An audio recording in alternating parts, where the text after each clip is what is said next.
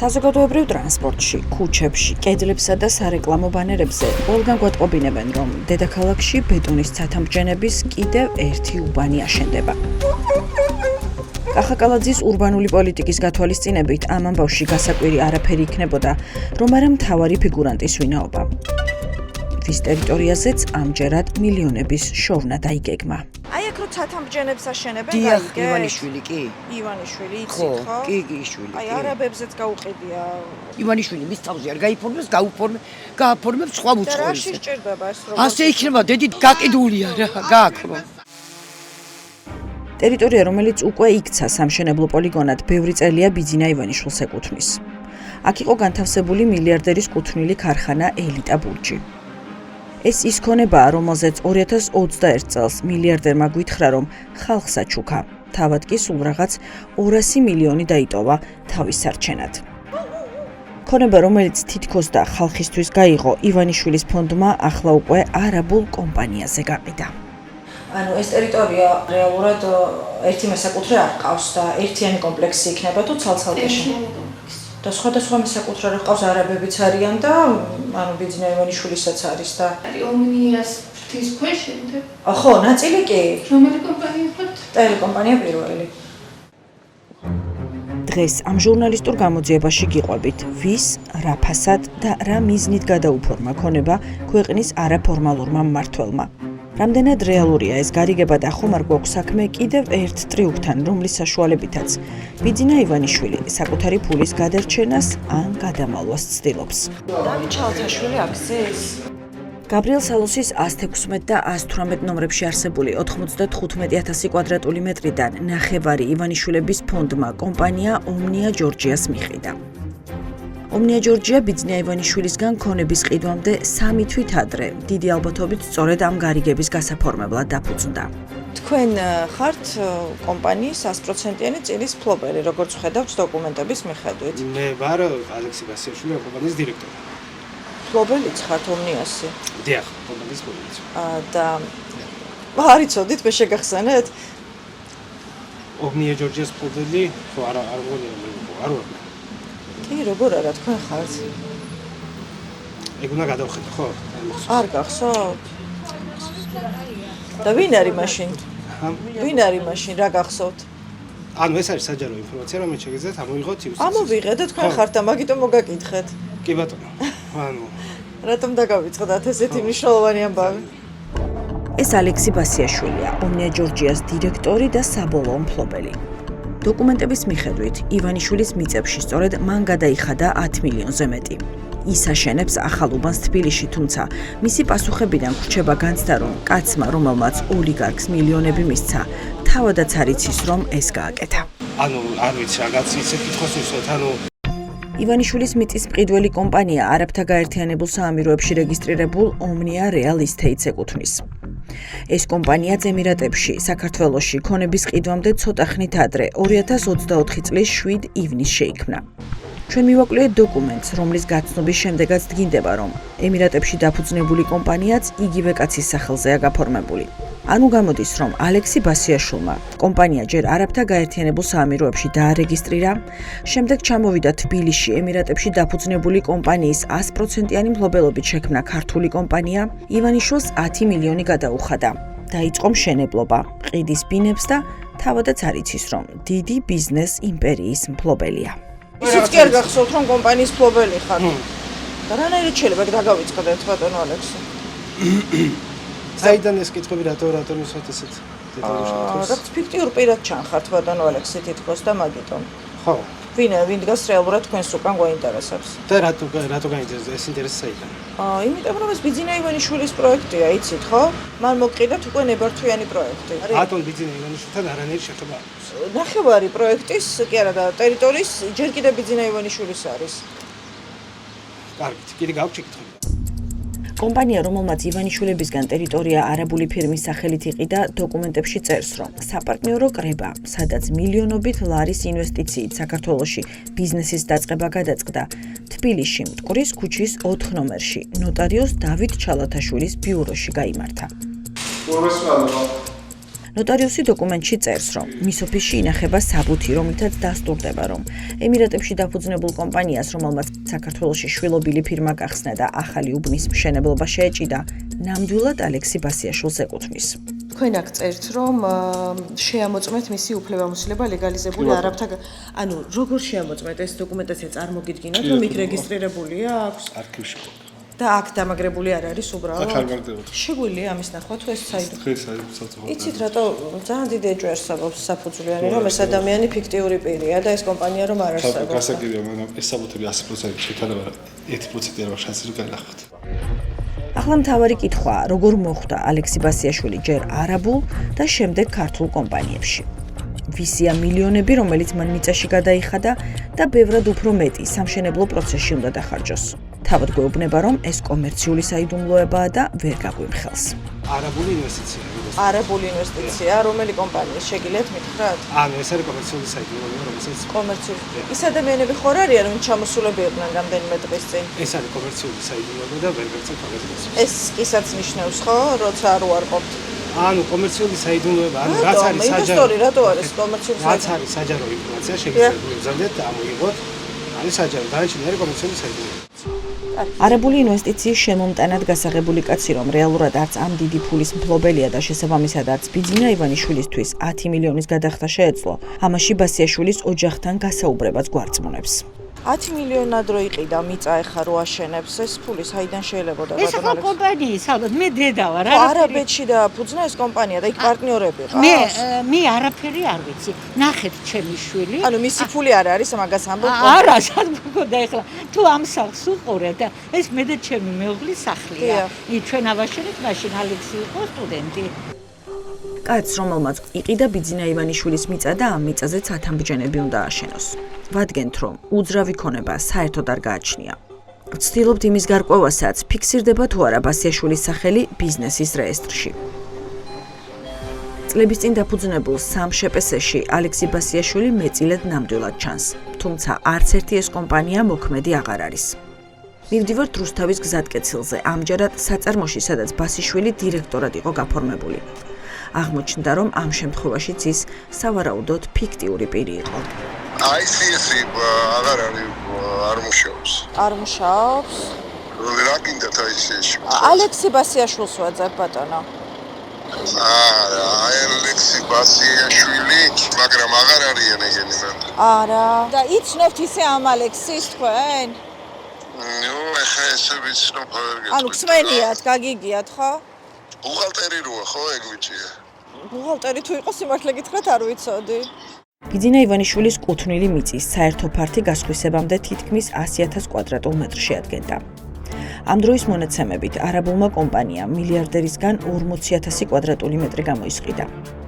ბიძინა ივანიშვილის კუთვნილი რამდენიმე კომპანიის სახელზე რჩება კიდევ 45,000 კვადრატული მეტრი ფართობით. თუმცა, გაყიდვების ოფისი ანონსებს, რომ ახალი საცხოვრებელი კომპლექსი 60,000 კვადრატულ მეტრზე გაშენდება. რაც იმას ნიშნავს, რომ ივანიშვილი არაბული კომპანიისთვის მინიმუმ 20,000 კვადრატულის დათმობას კიდევ აპირებს. გეტყვით, რომ 58 კვადრატიდან ვიწყებთ, ეს არის სურჩი საძინებლით. კვადრატული ღირებულება $1,250-დან 15 კორპუსს მოიცავს, შენდება ახალი უბანი თავისი გამწვანებით 60,000 კვადრატი, იქნება საბავშვო ბაღი, რეკრეაცია, ასევე სავაჭრო ცენტრები, კომერციული ფართები. ამ ეტაპზე თბილისის მერიის არქიტექტურის სამსახურში ომნია ჯორჯიას მიერ ნაყიდის 3 ნაკვეთიდან სამშენებლო ნებართვა 2-ზეა გაცემული.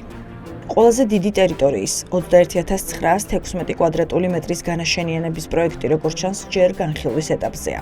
ყველაზე მეტი ცათამბჯენი სავარაუდოდ სწორედ მიწის ამ მონაკვეთზე განთავსდება. არსებული პროექტებით კი ვარკვევთ, რომ ისნის რაიონში 55 მეტრიანი საცხოვრებელი კორპუსები ჩაიდგმება. რო აშენდება, მაღალი კორპუსები იქნება. და ის დაბრუნდება იქა და იმიტომ უთხარი ჩემ ბიჭს დღეს დაურეკე ტელეფონს, რომ დედა გავყიდოთ. პირველი ვიყავი ოცნების მხარდაჭერი.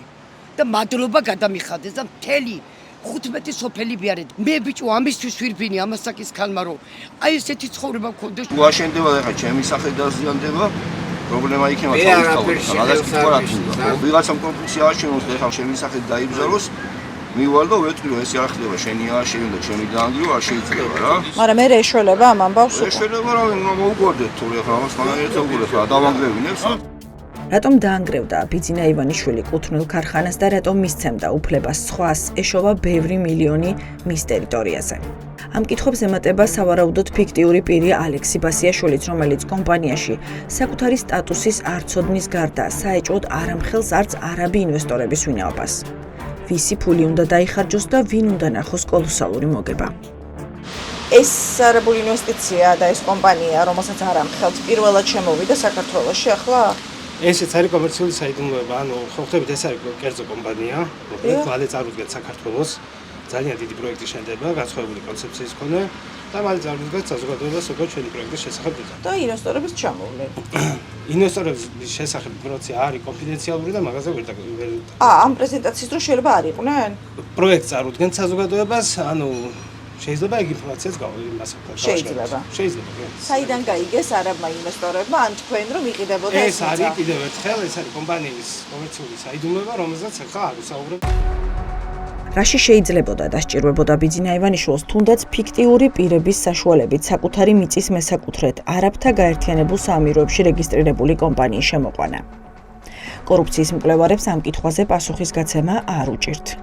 ფული, რომელიც სანქციებს გადაურჩა ოლიგარქმა, ყველაზე უსაფრთხოდ, სწორედ აქ შეიძლება შეინახოს. ეს ჯდება იმ ზოგად ქცევის პატერნში, რომელიც აქვთ ხოლმე დასანქცირებულ რუს ოლიგარქებს. ისინი პირველ რიგში გარბიან ემირატებში და სხვა ტიპის ქვეყნებში, რომლებიც თავაზობენ მათ რამდენიმე რამეს. პირველ რიგში თავაზობენ ესე იგი თანხის დაცულობას. მეორე, რასაც თავაზობენ, არის ესე იგი ანონიმურობა.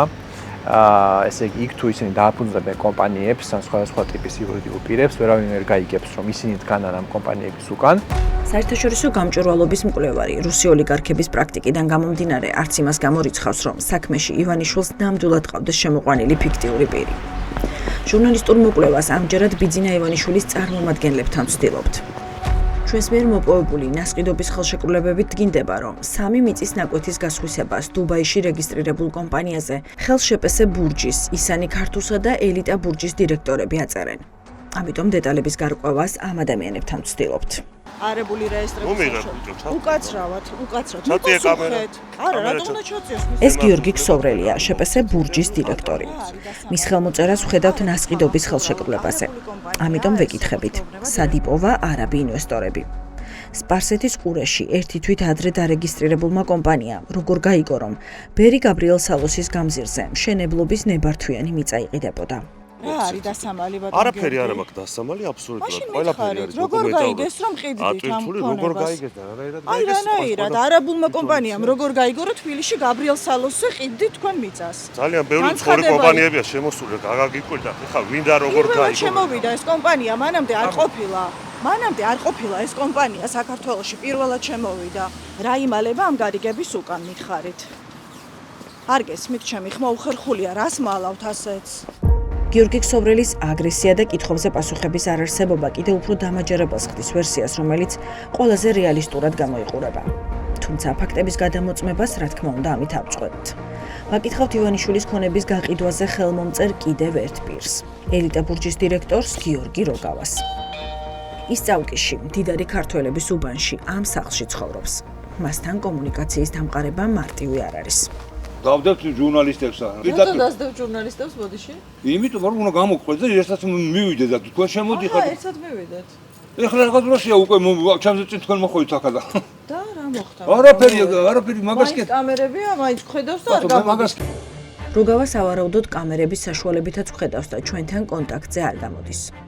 შაბათის ეთერის სატელეფონო ზარებს არც მესამე ფიგურანტი, ისანი ქართუს ხელმძღვანელი ავთანდილ ჯანაშია პასუხობს. გამყიდველები დუმან. მყიდველი არ იმალება, მაგრამ ამ დრომდე არ ყვევს, არის თუ არა მილიონებისა და კომპანიის პატრონი. შენებლობა უკვე ინტენსიურ რეჟიმში მიმდინარეობს და მალე სავარაუდოდ კიდევ ერთი ნასყიდობის ხელშეკრულება გაფორმდება, რომლითაც ბიძინა ივანიშვილი ემირატებში რეგისტრირებულ კომპანიას მეოთხე მიწის ნაკვეთსაც გადასცემს. რასთან შეიძლება გქონდეს საქმე? არ არის გამორიცხული, რომ ივანიშვილმა ეს ქონება რეალურად რუსებს მიჰყიდა. რუსი ოლიგარქების დიდი ნაწილი სანქციების შემდეგ სწორედ დუბაიშია გადაბარგებული და ახლა დიდი ალბათობით სწორედ დუბაის გავლით შემოდის საქართველოში სანქცირებული რუსული ფული. ბიძინა ივანიშვილს კი ამავე სანქციების გამო ნაღდი ფული ახლა ყველაზე მეტად სჭირდება. მისმა იურისტებმა თქვეს, რომ შვეიცარიულმა ბანკმა მის ოჯახის წევრებზეც გაავრცელა ეს სანქციები, მიუხედავად იმისა, რომ სიაში მხოლოდ მისი სახელი, ამიტომ ამას თუ გავითვალისწინებთ, ცდილობს დასავლური სანქციების გვერდის ავლის საშუალების პოვებას და მათ ამ სანქციებისგან მიღებული ზარალის შემცირებას, ხო?